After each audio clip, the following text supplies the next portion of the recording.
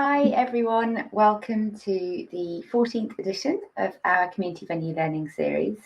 And this one is on how placemaking in your community venues can help transform communities.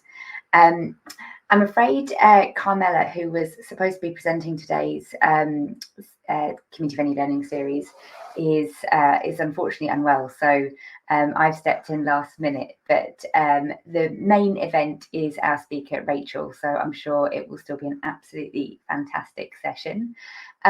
Welcome to everyone that is on the call, and also welcome to everyone that is watching this after the event. We always get lots of people watching the recording, so a big hello to you. So let's just dive straight into it. So today I'm just going to ask a couple of our attendees what they want to get from this session in a quick icebreaker, and then without further ado, I'm going to hand over to Rachael. So just as a quick introduction to our amazing speaker, Rachael, and thank you so much for being here today. So Rachael has been involved in placemaking in Christchurch for a number of years, both at a grassroots level as Director of Gap Filler and Life in Vacant Spaces, and now from a public sector perspective with ChristchurchNZ. And she has a wealth of knowledge about negotiating the temporary use of public space, curating effective places, and engaging with communities. Rachael is fascinated with what makes spaces and communities work and how we can ensure these are accessible, enjoyable, and diverse. Rachael holds a Master of Arts, as well as a postgraduate qualification in Museum Heritage Studies and Planning. So thank you so much for being here today, Rachael. And before I hand over, I'd love to hear from any of you on the call, your name, where you're based, and your community venue, but whether you have any experiences with placemaking and what are you hoping to get out of today's session. It would be lovely just to hear from you guys on the call. While you're thinking about that, I'll just share my own thoughts around placemaking and why it's important for community venues. So for me, placemaking is about making any venue, be it a community centre, a hall, a church hall, a place where people feel like they belong. And that can be around making it more welcoming in terms of how do you let people know that they're very welcome to come into the space, that they're welcome to hire the space. It can be about seeking consultation from the people in your community about what they need from the space and how it can help them create opportunities or be successful.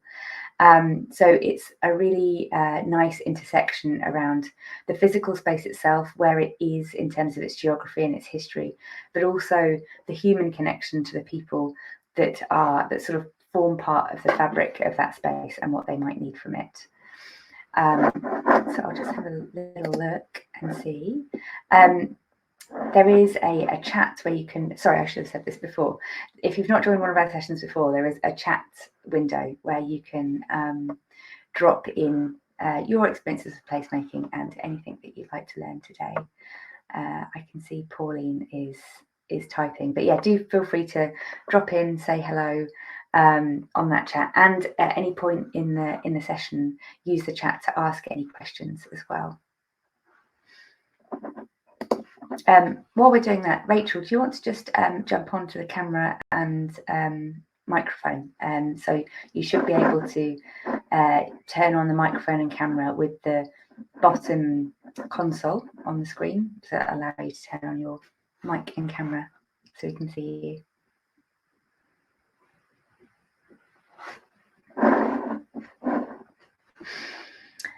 Thank you very much, Pauline. So Pauline says that her experience of placemaking is using community projects to bring nature into our spaces. Yeah, that's a great example about how we can kind of bridge between nature and the spaces.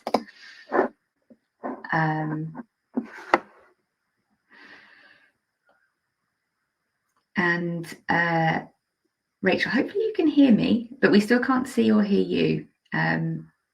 There is just a microphone and a camera button at the bottom of the screen, and hopefully if you're able to turn that on, we should be able to see you for the presentation. Hi, Sana from Somerville in Remuera. And, oh, okay, Sana, you can't see the buttons. Apologies, everyone on the call. It looks like microphone and a camera button at the bottom. I'm wondering if I can do something to your profile that will, here we go, I'll invite you. Hopefully that, you should see an invite pop up and that might enable you to turn it on. Yay! I was about to have a little panic there, Rachel. Not at all. Kia ora, sorry. Okay, good, right. Yeah, that's good, because I also couldn't see the share button so that you could see the presentation and you have to stare at my face for the whole time. So that's we've got over the technology barrier. It's lovely to meet you, Rachel, and thank you very much. Thank you. Lovely to be here. Super excited to be talking about placemaking today. So yeah, I guess how much sorry, because I was stressing then, so I wasn't listening to what you were saying about how long would you like to leave people to respond, or I think let's crack into the presentation. I think that will hopefully generate some questions. All right, I'm going to look to share my screen, which again,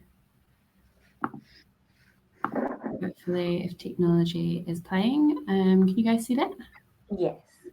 What a deal. Okie dokie, let's go from beginning.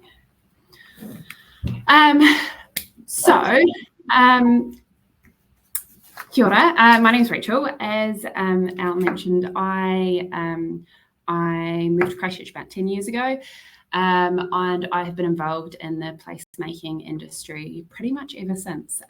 So I started out a gap filler and moved to life in vacant spaces and now work in the public sector. I've gone over to the dark side, and for ChristchurchNZ in the urban development team.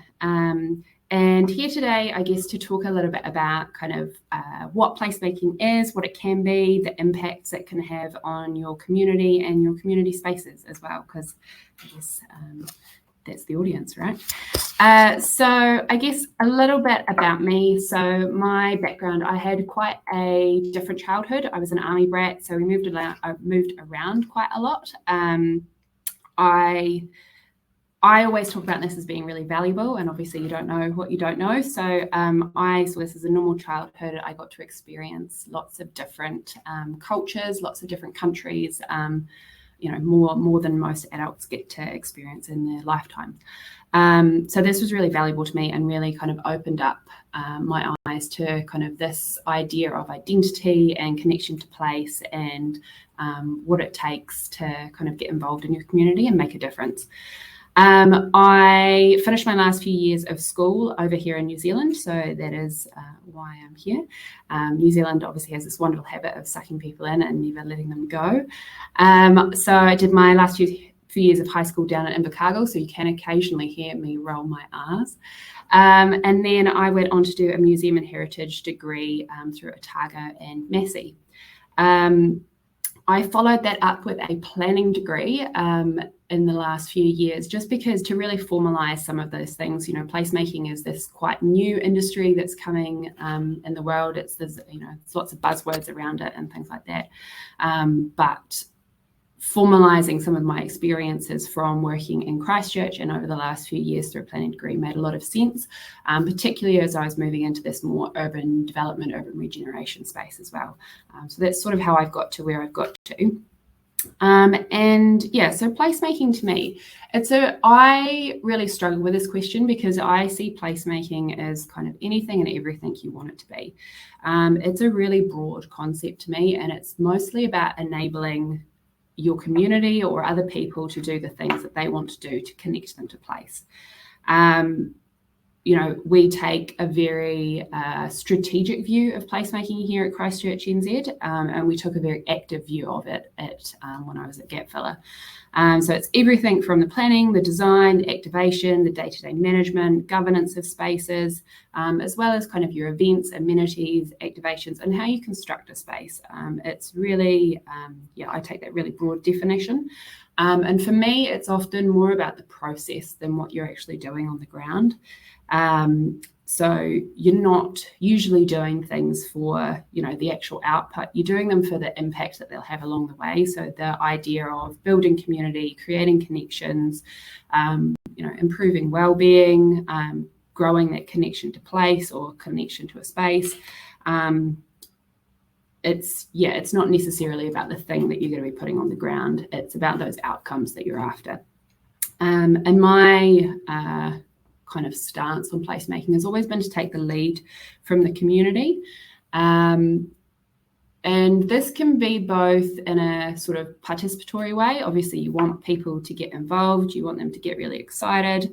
But also you can do placemaking in a provocative kind of way as well. We did a few projects when I was with Gapfiller that was about starting conversations, about getting people intrigued and excited, or going, no, this is not what we want in our space. And we saw that as a part of placemaking. It's about experimentation, innovation, testing of ideas. So it's not, you can take the lead from the community in the sense of doing what they want, but you can also use it to showcase things that they say that they don't want, that they might want, or to confirm that that's not a thing that they want. Placemaking to me is also always quite low risk in that you can do it quite quickly.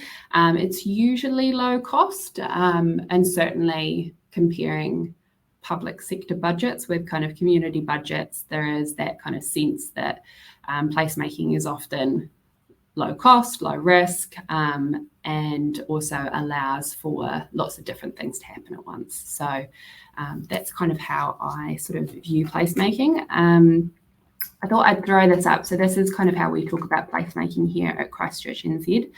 It's what we call our wheel of tools. So placemaking to us, as I mentioned, is quite broad. We do everything right from the top of that, looking at land assembly, infrastructure, but then also the marketing and how you talk about space. We've got our place-led governance, developing those vision and values, but also those tactical short-term initiatives. And that's most often what people think of as placemaking, is the colourful, bright, funky things you see on the ground.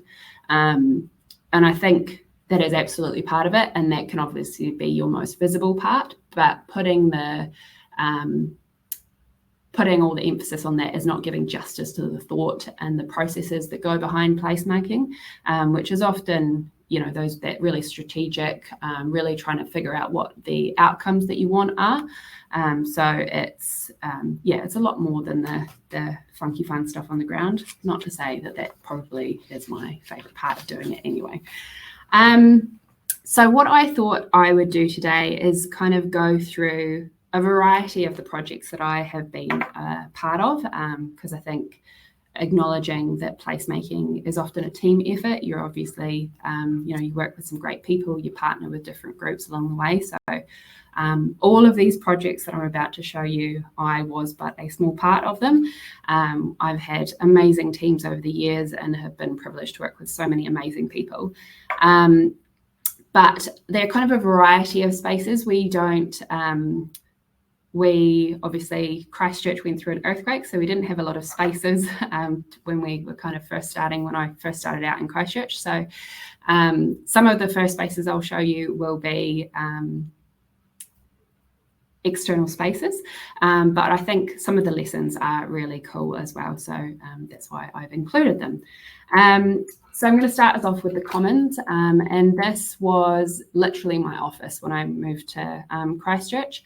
It was in central Christchurch. It was in operation from 2012, so just after the earthquakes. And for anyone that knows Christchurch, it was the old Crown Plaza hotel site. It was at the corner of Kilmore and Durham, and the hotel was badly damaged in the earthquakes and was demolished in early 2012. Gap Filler took on the space, and they basically aimed to activate it for the community. They treated it as kind of, we talk about bumping spaces, so creating room for people to kind of connect and come together, which was a big thing that was missing after the earthquakes. We did have some internal spaces. They were very small. We kind of had these little pop-up office spaces, kind of the size of sheds. But we also had initially the Commons hosted the Pallet Pavilion, which was a space with walls but no roof. And that was bookable for a variety of different events. Again, we made it very low cost. It was about kind of getting people in and supporting the community to reconnect with the central city in a positive way. There was obviously a lot of trauma and grief and fear around the central city at that time. So a lot of what the Commons was trying to do was create a space that was available to the public for them to come and connect with each other and with the central city. We did so many cool projects at the Commons that it's hard to talk about them all, but the event that you're seeing on the screen now is a soup event, which was based on the Detroit soup model, and I'd highly recommend this. There is actually a recipe book that was created by Gap Filler that sits on their website, so take a squiz at that. But basically it's kind of a low-key democratic way of deciding cool projects. So you come, you get your $5 chip that you basically pay for as your voting right. For that you also get some free soup and some lovely bread, and then kind of 3 or 4 people stand up and pitch their ideas, and then you vote, and the person who gets the most votes walks away and is enabled to do their project at the end of that event. So we ran that. We had kind of markets. We had the first food trucks post-quake on this site. We had school events here. We had community gardens popped up. We had the first rain garden in the central city, which then went on to be established through most of the roadways within the central city. We had different workshops. So we ran kind of educational sessions and a whole bunch of things, you know, music, performances, and the intention for the site was to do as many different things as possible. It was never to pigeonhole it. You know, we were open to anything and everything that came across our doorstep, and that was really important to us. So the change that we saw and the impact from doing placemaking on this site, as we mentioned, was really about that connection. So the Commons was obviously called the Commons because it was for everyone. It was a common space. You know, it was free to access on an everyday basis. And we enabled kind of small low-key interactions through the seating, through kind of small games, and through the green space. It sort of ended up being this amazing draw card or beacon within this central city. You know, there's a permanent art installation on it now, and it will be coming up for redevelopment in the next few years. And there's obviously this huge connection to the space. So the future development of that site is really going to be impacted by all of this amazing transitional activity that happened on it. And I think that's a really cool thing that we're able to see this kind of long-term activity and long-term development plans based on kind of some small, low-key, low-cost things that we did kind of 10 years ago. It's still being used today. Like I said, it will be up for redevelopment. Most of the activities that happen on it now are as a bookable space. So it is still very much used as that kind of internal, external opportunities. It's really low cost. We are kind of focused on the people that don't necessarily have spaces in the central city. So we do have this big, beautiful, new, shiny central city, but that can there is some accessibility barriers for those that maybe don't have the funds to pay for it, or for people that can get in. This is quite city edge, so it's really accessible. There's good parking, etc., etc. So that's the first site to talk about. The second one that I wanted to talk about was Hassel's Lane. So this is kind of different end of the spectrum. We've gone from the central city into kind of more suburban Christchurch. And Hassel's Lanes is this beautiful site that's sort of hidden. It's 5-10 minutes from the central city, really in this kind of very leafy suburban area of Waltham. And this site I came by when I was working at Life and Vacant Spaces. It's been kind of held by our tertiary institution, our polytechnic here, so ARA or Te Pukenga. And it was previously used for their horticulture and viticulture courses. Apparently the wine was shocking, so they closed those down and moved on to, they leased it out to Sevenoaks School. This ran in the space till about 2017, and then it sat vacant for a number of months. We approached ARA and talked to them about kind of activating and that kind of thing. They were like, yeah, it's basically becoming really overgrown. We don't really know what to do with it. So go for gold. No one's using it. Don't worry about it. So the reason I've put ish there is because there was definitely people using it and really lovingly using it as well. They were there was a really passionate group of locals that were doing their best to take care of the site. That they were using a lot of the external spaces. This was an old school site, so there was still those school buildings on, but they'd all been locked up. They were looking really quite trashy. All the windows had been smashed. There'd been lots of kind of low-key vandalism, lots of tagging and things like that. So one of kind of the first things that we did from a placemaking point of view when we went in here was connect with the community that was trying to use it. And do the basic amenity stuff. So, we went in, we cleaned things up, we put new windows in, we kind of added some security to the site, we put some wayfinding on the site, we added some amenity to those areas. We got some, seating and maps. We established a pizza oven on site so people could use it, and we opened up those internal spaces, a majority of them for artists and different community groups to use. And we had this kind of really amazing sliding scale to enable anyone and everyone to kind of come in and use it.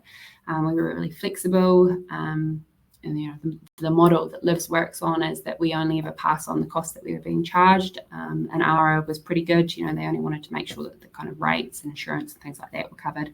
So it was a low cost, low entry point anyway. And we tried to support that as much as possible. Once we'd kind of got over that initial fear with the community, we were really able to open up what and how they wanted to use the site. The Waltham community didn't actually have a lot of community meeting spaces or kind of low cost rentable spaces. So, opening those buildings up meant an awful lot to them.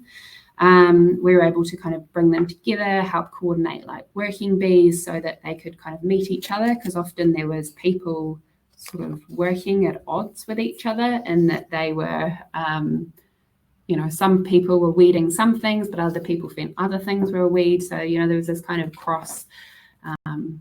not quite cross-pollination, but cross-drama happening. We could kind of connect them and sort of work as that kind of focal point again. Dozens of creatives over my time in community groups went on to use the site. Most people stayed until they were kind of ready to take the next step and needed a bigger space. It really, like the placemaking that we did here, almost, I guess, legitimized how this community were already trying to use this space. They were growing, there was growing amazing like fruits and vegetables and things like that, but we were able to then like support them to turn that into a veggie co-op that could be used through the local community. They were able to get chickens back on site and things like that. So it's not always about the things that you can come in and do, it's about the things that you can support, other people to do better, I guess. We also supported lots of celebrations on site. There's a free theatre group that uses the space as well. So to be able to invite kind of members of the public onto the site and share the special place that they turned the site into was a really special moment for a lot of these people from the community. It is a site, again, that will be sold, but I've heard good rumours that it will be going to the local community to be supported into the things that they need, and a lot of that learning kind of incorporated into what that future site looks like. The image on the screen that you guys can hopefully see is the Seven Oaks mural that we did, and we kind of did it in a paint by numbers style, and I would highly recommend this. It was great fun. We had kind of an artist come in and do the outline, and then basically create little bits that people could come in and fill in over the day. It makes, what is often quite a big artists do it mural into something that the community could really, participate and engage in and get a little bit painted and have a good time. And obviously there was food and lots of laughter and things like that. So a great option. So East by East was, again, this was a site that was in a slightly more suburban area, I guess you'd say. So again, for those that know Christchurch, we had huge chunks of land that were red zoned after the earthquakes, and communities were forced to move out of them. It was where the government determined that homes couldn't or shouldn't be repaired. So there was obviously a lot of grief and anger, and also we'd lost quite a lot of the community from this space. It was a really tricky space to start moving into. We were requested from LINZ, which was Land Information New Zealand, which is kind of a government overarching land management agency. We were requested to go in and kind of pilot a project of what it would look like in the red zone, which we took on with great trepidation. We were the first group working in the red zone post-quake, and this was 2017, so 5-6 years after some of those earthquakes. And there was, like I say, thousands of people had lost their homes, they'd been moved out of the space, and LIVS was, we took on this pilot as kind of a way to show how placemaking could ease into the use of this space. And it was a very slowly, gently. It was working through, we took on, I think we agreed to a year of a pilot project, and we literally did nothing on the ground for the first about 11 and a half months, I'd say.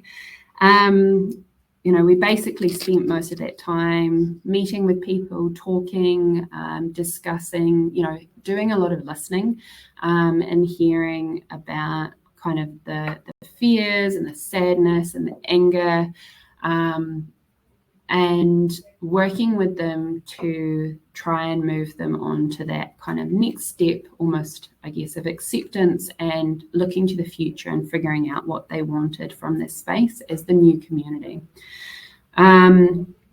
We finally, working alongside them, agreed to do a pump track, and this was a real turning point, I think, for us with East by East. It was when we sort of realised that actually we've done a good thing with this pilot project. I went up and down quite a lot through this about whether we'd done the right thing to get involved, whether it's our place, etc.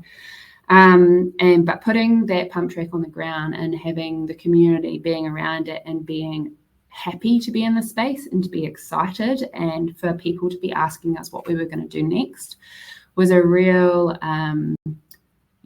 was kind of the dream outcomes, I guess, from what you would expect from kind of small, low-key activations, low-key placemaking in a space. And we basically went on to do another 30, 40 activations. It's quite a big piece of land, so 9 hectares was mostly external. But my reasoning for putting this one in was to talk about that placemaking is not all about, that work that you do on the ground. It is often in those relationships that you build and the connections that you make with people. It's great to have the practical things happen, but having the making those connections and getting people to a point where they're excited to be in a space is what a lot of us do this work for. We had so many cool things. Some of the spaces were bookable. Some of them were used kind of almost exclusively by certain clubs. We had like the drone racing club. They sort of took on a sub-license for a section of it that they were able to do their drone racing. And actually that was a really cool one because we copped a lot of flack, I guess, for sub-licensing a little piece and going, this is exclusively for these guys. But also the community that sort of surround it were usually a little bit older. They were maybe less open to new technology and things. So drones was this really kind of sticky point. And we invited, everyone came along to the kind of the first drone racing day. And honestly, some of these members of the community could not get like the goggles to see, like to be part of the drone racing on fast enough. They were so intrigued when we got them on site and so excited. And I think that's probably another one of my life lessons is that people will often tell you you can't do things or you shouldn't do things. But if you've kind of got the right outcomes in mind and you strongly believe that the process you are using is going to get you to that outcome, you've got to go for it. We are working with communities that have so much going on and things like that often you've just got to push through and not listen to the naysayers. So the drone racing was when we had this kind of learn to ride track for radio controlled cars. We had a whole bunch of like native planting, disc golf, which is the image that you can see on the screen. We did this learn to ride track so kids could come to like a safe place and learn how to ride their bikes with little mini stop signs and road markings and things, which was super cute and makes everyone, adults feel like a giant when they go and play in it. Barbecue areas, picnic areas, we had a whole bunch of really amazing events in there. We had some music events. I think there was a few performances that we did kind of have an online sort of booking system, or some of the clubs that use the space had their own booking systems. But what we always said is that unless you've got the space specifically booked for something, that you should never be kicking people out. So people, could rock up and they would find another person playing football, and we always said, make it a game, kind of join in or, meet people and get excited. So we had so many cool stories of things like that happening. We did, this space also proved its worth during COVID, when obviously people were trying to find heaps of things outside. And this site, being as large as it was, really supported that. So again, really sort of proved how important placemaking is to that kind of like well-being elements as well. So this space possibly looks a bit more like some of the spaces that you guys are involved with. So this, we called this picture is actually of Saltland Studios, but I'll quickly talk about the corner store. So the corner store was a pilot project we began in 2016, and the intention was to support kind of creatives and artists to find spaces. So we took over this kind of, it was an upstairs space of a 2-story building, and we basically set up desks that we subsidised. We also provided wraparound support, and we were sort of acting a bit like an incubator. Oh, sorry, sometimes this happens. Come on eventually. And what we did was, that wraparound support, set up mentoring, made upgrades to the spaces that supported different things. So, we had to bump up the internet, and we had to get better power and 3-phase and things like that.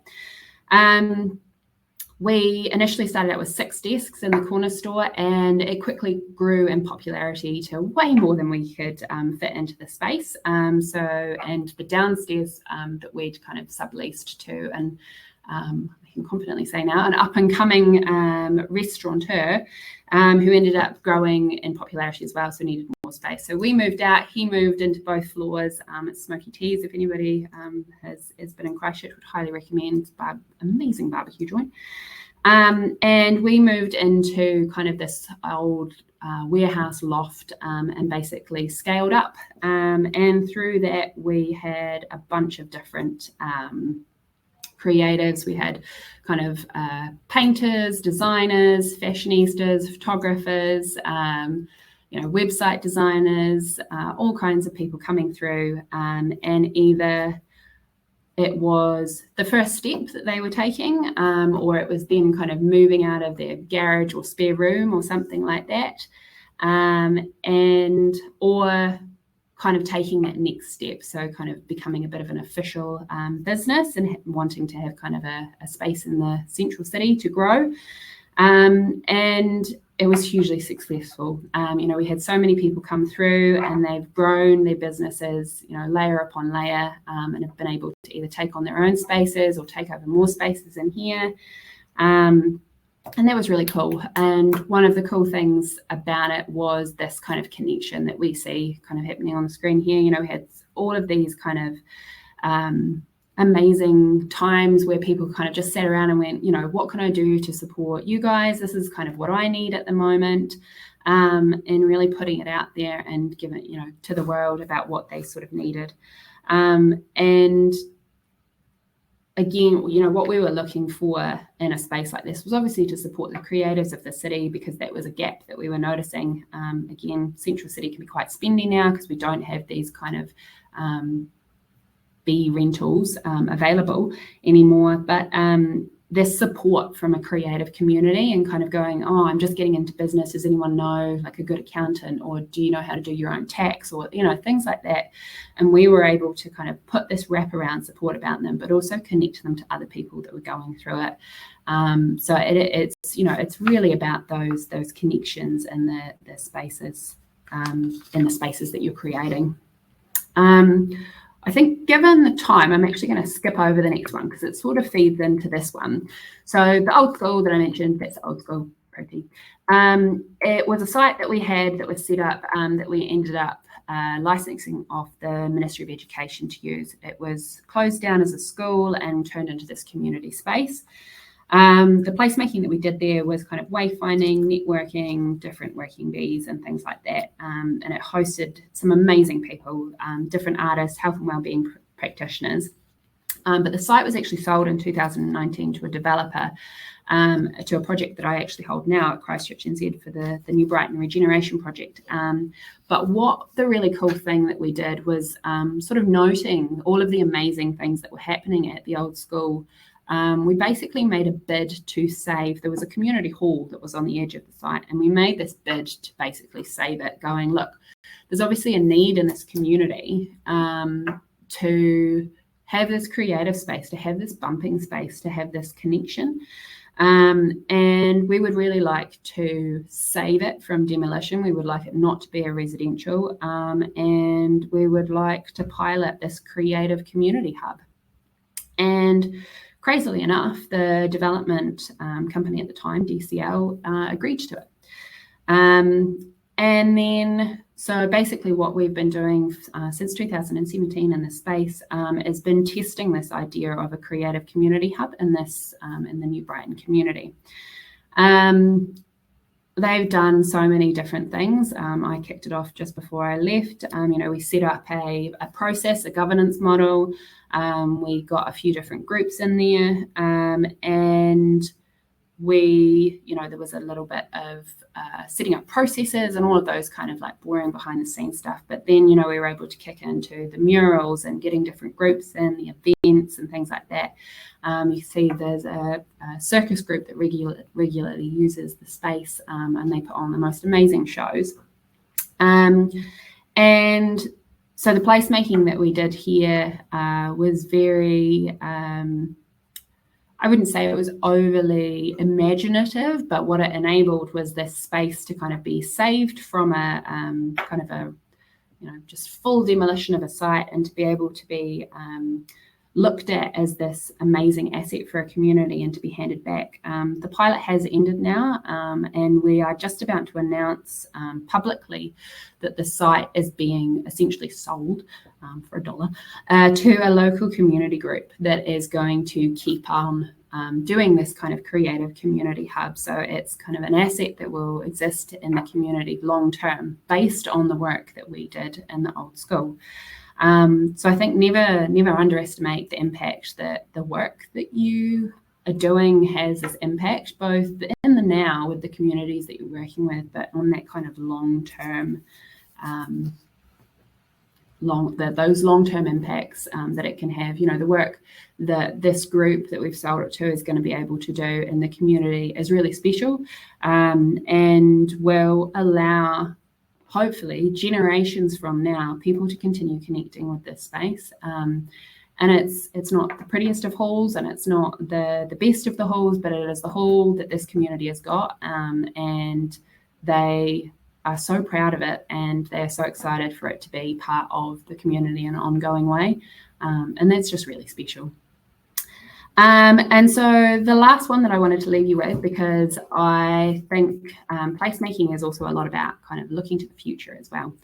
And this is a little bit of kind of how we're thinking about placemaking at ChristchurchNZ now, and helping to inform, similar to kind of the Roy Stokes Hall, helping to inform those future conversations. So we have this massive site in Sydenham, and we are looking to do a residential project. We're just out, we've got an expression of interest out now that will be closing on Friday and looking for a developer. And what we've said is that we will be running a placemaking strategy alongside whatever development happens here. And that's a really new approach for Christchurch, and kind of development in general, really. And we're not sure what it's going to look like, and we're really open to ideas. Obviously, we want to work with the existing community, but we also want to make space for this new community. I believe there can be up to about 100, 120 houses on this site. So there's a lot of people moving into the space that we need to help really connect with the community and connect with each other, and grow a residential space like we've never really seen before in Christchurch. So yeah, being able to take this really quite complex site, there's been lots of drama involved, and you know, there's going to be a big Crown research institution, NIWA, is moving onto the site. It's kind of got our three waters on the edge of it, but the opportunity to support existing and new, and putting it all into and using placemaking to do that is a really cool space to be kind of leaning into at the moment. And again, thinking that placemaking is bigger than just the things that you put on the ground. I think, never forget the impacts that can be had. So that's kind of the end, because I'm usually much better with questions. Thank you so much, Rachael. I've taken so many notes. I've just found that absolutely fascinating, and just really I'm going to take from it. I think you kept coming back to this idea of impact, right? It's about the opportunities that you're creating for communities now, but also communities in years to come. And I really, really loved the term bumping spaces. I haven't heard that before. I sometimes think about it as we talk about the popcorn effect of this idea that when people kind of come together, you know, they can kind of explode out into so many other things that could happen from it, be it ideas or projects or stories that might emerge from the fact that they were able to meet and connect in this space. I love that idea of bumping spaces. Everyone on the call, feel free to drop questions into the chat. I've got a few to kick off. For the Commons, that's such a fantastic space, and I guess because it was quite central and well known, it was easy to attract people. But for that space, and actually with any of the projects that you talked about, how did you get word out and let people know that there was stuff going on that they could participate in? Because as much as we like to, build it and they will come, it's not always that simple. So could you talk a bit more about how you promote some of the projects that you worked on? Yeah, so I mean, like you say, literally when we were building the commons, it was behind the cordons. So it was basically the first site available in the central city for people to come to. So there was a lot of buzz around it, and I had the luck or the privilege when I first moved to Christchurch. A lot of the events we were doing were the only events on. So there was that kind of, don't come or do come, but it's what you've got, basically. I guess, I think obviously you've got all your standard marketing and comms mechanisms, Facebook, websites, posters, and things like that. But I think being really clear on who your audience is and who you're trying to reach is really important, and trying to connect with them specifically. I think too often people try to be everything to everyone and invite, everyone. We just want people. We just want people to come along. But getting really clear on who you actually want there, who is it important to be there, that I think is the key often to placemaking. You from something like the corner store, where we wanted to work with a very specific audience, and we opened that up to artist communities. I went along and I spoke at different gallery openings and things like that. We put word out with artists that we had worked with before and connected people up. I think it is about reaching the audiences, identifying and reaching the audiences that you really want to work with. I would also say posters.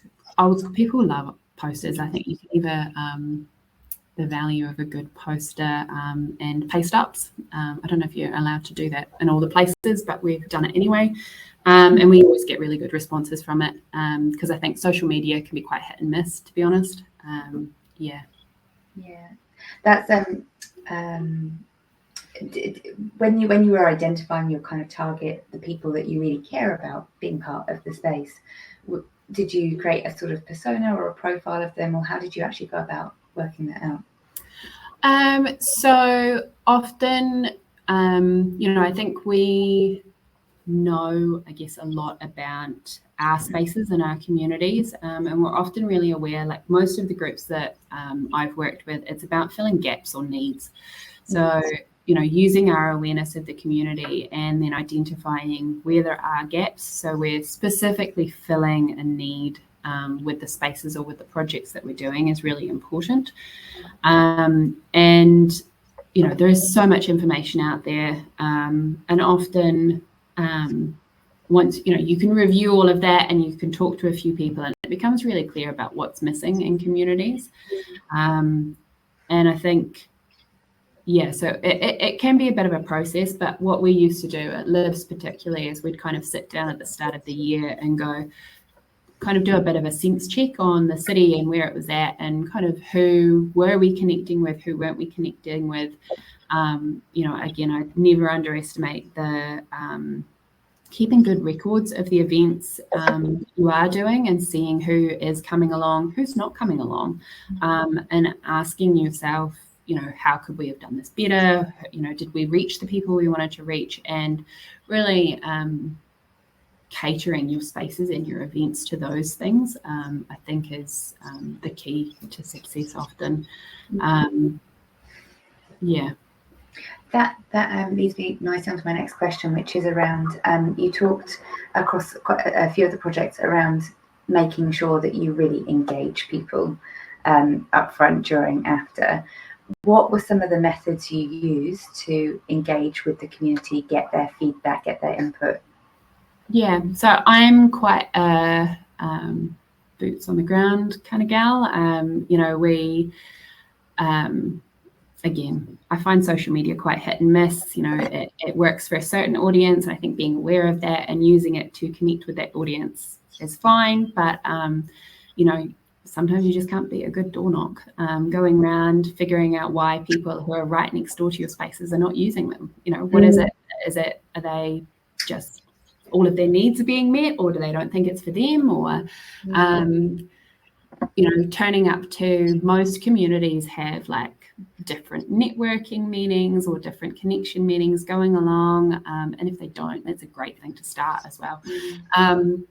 But going along to those, often they'll have sessions, at the end where you can go, right, who's got what's happening?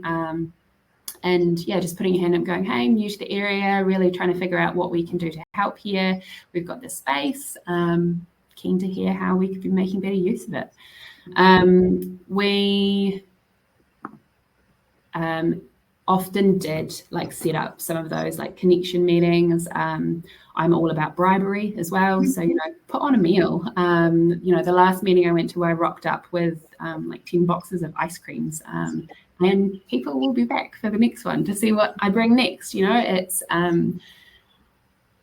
meet people for a coffee, go out and have some conversations, because I think a lot of what we're doing in this space is about connecting with people, and you can't actually do that behind a screen, or although we're doing okay, but it's often better that face to face, and to be able to really read someone's body language and figure out if they're excited to have something next door or not excited to have something next door, if you're missing the mark, or those kind of things. It's important to do in person. It's the reason I ask is because it's, whether it's a part of a placemaking project, or it's one of the community events you work with, the idea of sort of engaging with the community, working out what they need, working out why do they even know about your space and whether they have permission to use it. And door knocking is such a simple way to establish that. And one of the barriers we see to people engaging with local spaces is this idea of permission, and people not knowing if they can, especially if it's a club or a church or a school or those type of spaces. And you mentioned, I think across 3 or 4 of the projects, that they were bookable. And I sometimes believe that making something publicly bookable is actually a first step towards breaking down permission. Because suddenly it's like, oh, there's a form, you can fill it out and you can have it, rather than a number on the door, which is a little bit more of a, oh, can I ring this, or I want to speak to someone. I'd love to hear your thoughts on whether making something bookable can actually help with permissions, or are there any other methods you've seen with breaking down that barrier of, oh, this isn't for me because I don't belong here, I'm not part of that community? Yeah, and I think you're right. Like, we do often see it in like churches or schools and things that have that kind of existing use, that people are like, oh, well, I'm not Anglican, so I can't go in there. So no, I would agree with you. I think having a booking system that and you can do it so simply nowadays. We've got like Google Forms and all that kind of thing, and the email is just going to come to you anyway. But often there is that removing. And I guess this is where removing that kind of connection to people is really beneficial, and that you kind of take away that fear of almost, I guess, rejection. If you ring someone and they go, oh, no, it's not for you, you don't have to deal with that. So, I think removing the barriers, making it really easy. I would often do both still, because obviously we know that there's people in a community that don't have access to the internet or don't have access to computers and things. So you want to make sure that there's multiple forums for these things.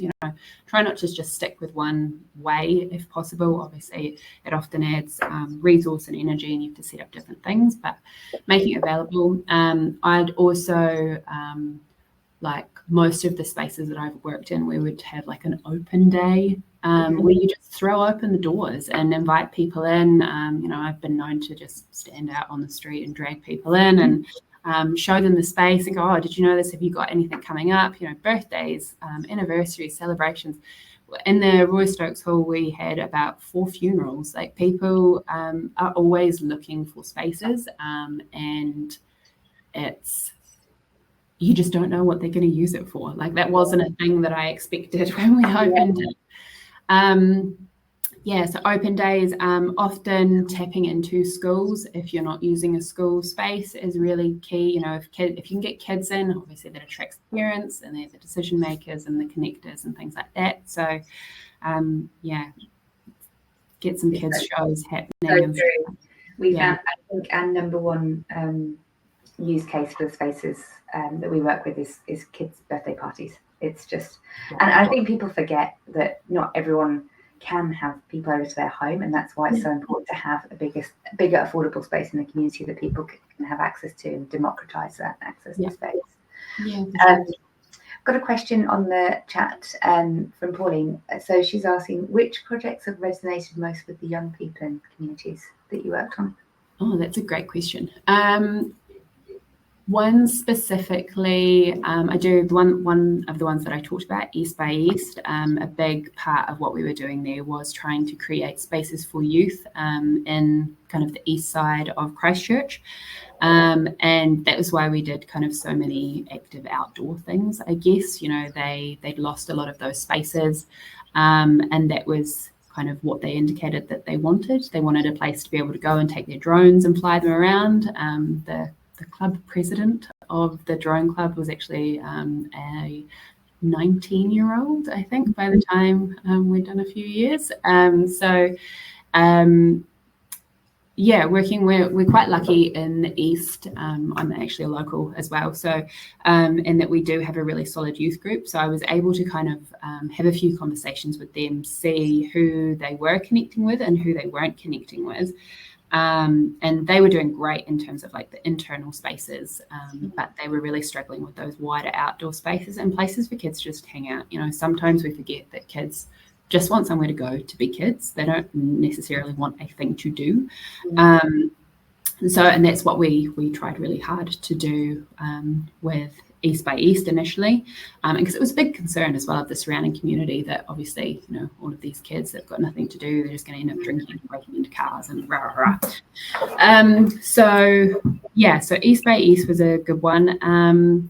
We probably the last few years that I worked for Lives, I really was starting to see a change as well in the kids that were kind of coming up and wanting to be really active in the community.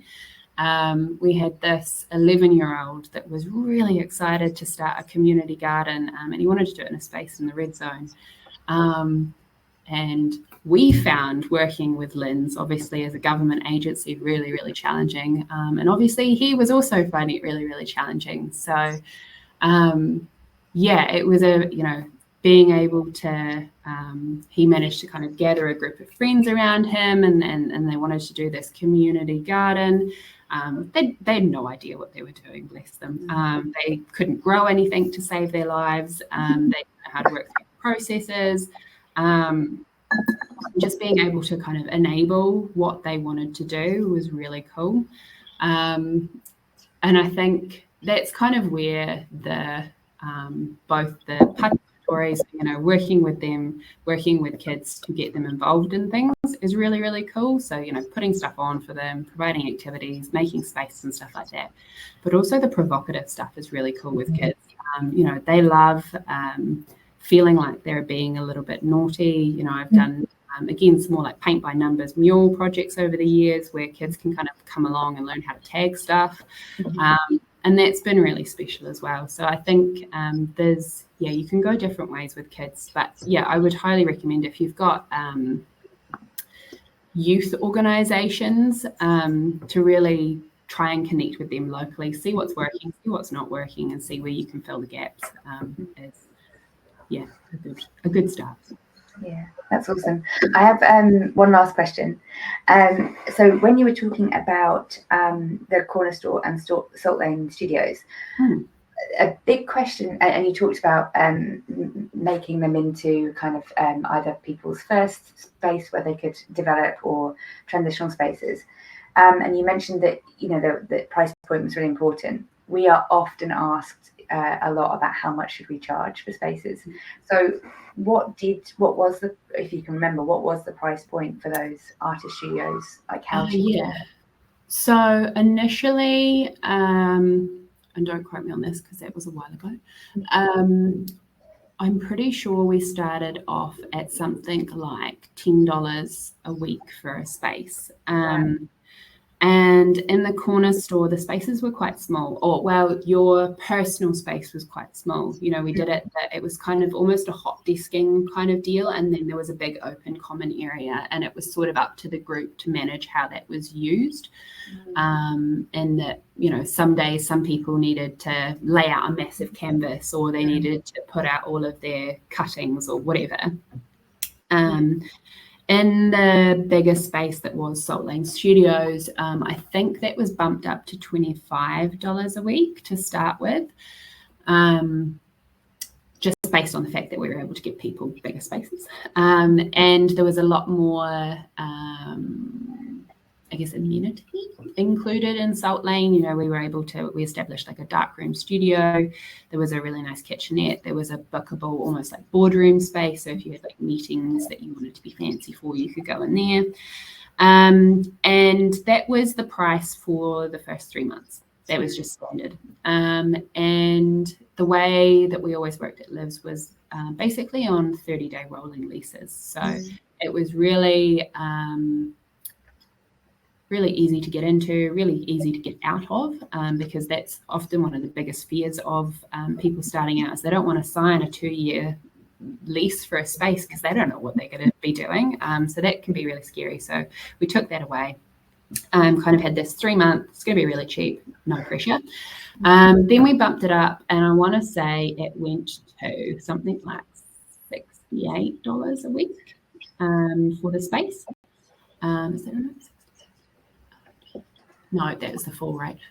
There was a middle bit that we basically said went to the 3 months, and then that was reassessed, and it went up to basically 80% after that of the full price. And I want to say the full price for a month was something like $350 plus GST for a personal space, and then access to those common areas. And we never pushed people into the full rate. So you got stuck at the 80% mark until they said they were ready. And some of them we predefined what ready would look like. So it could be, you know, when I win my first big contract, I will go up to this thing. Or once I have got X amount of clients on board, or whatever. But they made the call. It was up to them to decide when, you know, and I was in and out of the space all the time. I was connecting with people going, hey, how's it going? How did that interview go? Blah, blah, blah. You know, you knew where people were up to. And a concern of my board was that, no one will ever want to go up to full price. Like they'll just sit on 80%. Why would people pay more than they have to? And I would say 90% of people would actively come to me and go, I'm ready now to go up to that full rate. I feel in a good place. I've grown my business to the point where I'm happy to do that. And then they could be there for as long as they wanted, usually until they'd outgrown the space, and then they moved on. And I think a lot of Livs in particular was about trust. You know, we never particularly did our own projects. We were always enabling or supporting other people to do projects. And you just had to trust that people were doing it for the right reasons and would want to do it for the right reasons. And most people did. You know, we had very few people that I had to get cross at or kick out of sites or anything like that. So, yeah, people will surprise you in more ways than one, but usually they can be counted on to be pretty good.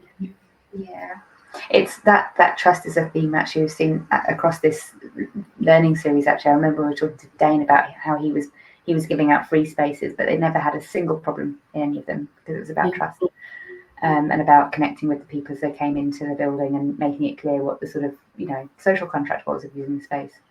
And I think if you're making it clear as well that them being good people and like being part of the process enables other people to be part of the process as well, you know, and grow the community and grow the your ability to stretch that as well. Most people are really into it and want to do it right. So yeah, I agree. I'm afraid we're out of time, Rachel, but I really, really loved this conversation, and I've taken so much inspiration from what you shared. And I think people watching this either now or later will as well. There's heaps of gold and lots of ideas in here for people running community venues, especially this. I come back to this idea of bumping spaces. Trust, I think, has been a big theme, and around how you actually engage and connect with the community and understand what they want from the space. So just thank you so much for your time. Thank you for putting this together. It's been lovely to have you on our webinar series, and thank you so much. You're so welcome. Thank you.